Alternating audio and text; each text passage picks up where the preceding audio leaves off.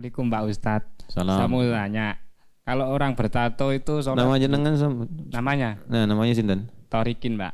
Dari Toh? Torikin. Toriki. Oke Pak. Nah, Kalau orang bertato itu sholatnya kalau dihadap itu gimana Pak pahalanya tatonya Pak? permanen atau tato sementara? Permanen Pak. Ngalangin air, ngalangin jalan air Ya untuk tato wudu. itu Pak, punya tato gitu. Baik. Tatonya tato apa? Tato permanen. Tatonya bentuknya apa? Tato naga terus Bernya. pas sudah tua jadi cacing apa? Ya macam-macam gitu Pak. Macam-macam. Nah, itu bergambar Baik. itu Pak. Pertama hukum tato dulu. Ya. Dalam Islam tato yang sifatnya permanen itu dilarang. Jelas ya? Ya Pak. Dan itu salah satu bentuknya was-was setan. Ajakan setan tuh salah satunya merubah bentuk tubuh pada sesuatu yang bukan fitrah. Ya, tato fitrah bukan? Bukan. Kalau fitrah semua akan ditato. Ya, tapi karena itu bagian-bagian, ya ada orang mengatakan seni, tapi seni ada tempatnya. Bukan di tempat yang tidak seharusnya. Oke? Nah, dari mana taunya? Di An-Nisa, surah keempat. Ya, kalau kita baca dari ayat 116 tentang syirik, 118, 119. Wala udillannahum wala umanniyannahum wala amurannahum fala yubattikunna adhanal an'am wala amurannahum fala yughayyirunna khalqallah. Nah, jadi setan itu senang memprovokasi supaya kita itu merubah-rubah bentuk tubuh. Operasi plastik. Oke? Ada pernah dengar yang operasi plastik? Makanya kan sekarang plastik berkurang kan di itu di apa di berbagai tempat belanja itu ya. Nah, operasi plastik itu nggak boleh kecuali dalam kondisi-kondisi yang tertentu sifatnya darurat.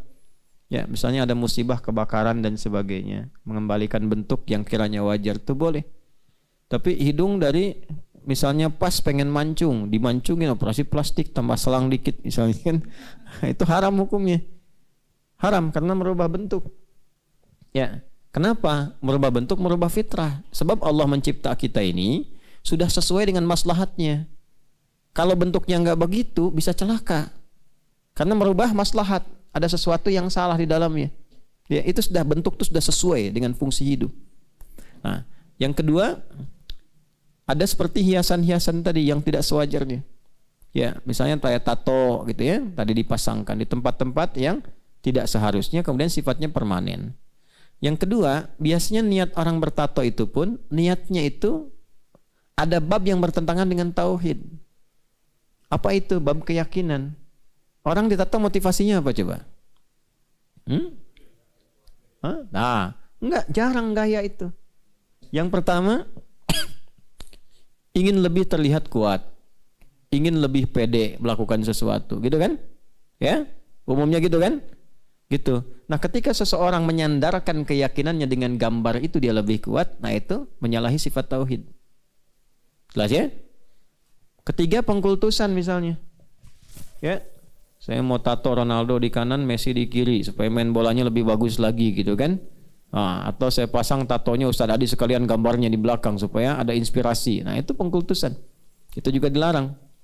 Ya, bisa masuk kepada bab yang lebih gawat lagi. Yang keempat, kalau dia ditato di tempat-tempat yang sekiranya menghambat pori-pori air masuk ketika bersuci, jadi masalah juga. Misalnya di tangan dipakai untuk wudhu, air tidak masuk, ya kan? Kemudian bagaimana kalau bukan di tangan, bukan di tempat-tempat wudhu, tapi kan kalau junub harus mandi besar, ya kan? Airnya nggak masuk, terhalang itu. Sampai ke situ babnya. Maka untuk hal-hal demikian hendaknya dihindari. Kalau ada yang pernah ditato, dibersihkan. Ya, semampu yang bisa dilakukan. Ya, semampu. Kalau sudah berikhtiar untuk membersihkan, walaupun misalnya tidak total sepenuhnya, maka ada sifat pemaaf, Allah memaafkan itu, kemudian disebutlah itu dalam kondisi yang sifatnya termaafkan, ma'fu anhu sisanya. Dan tidak harus dilukai. Ya.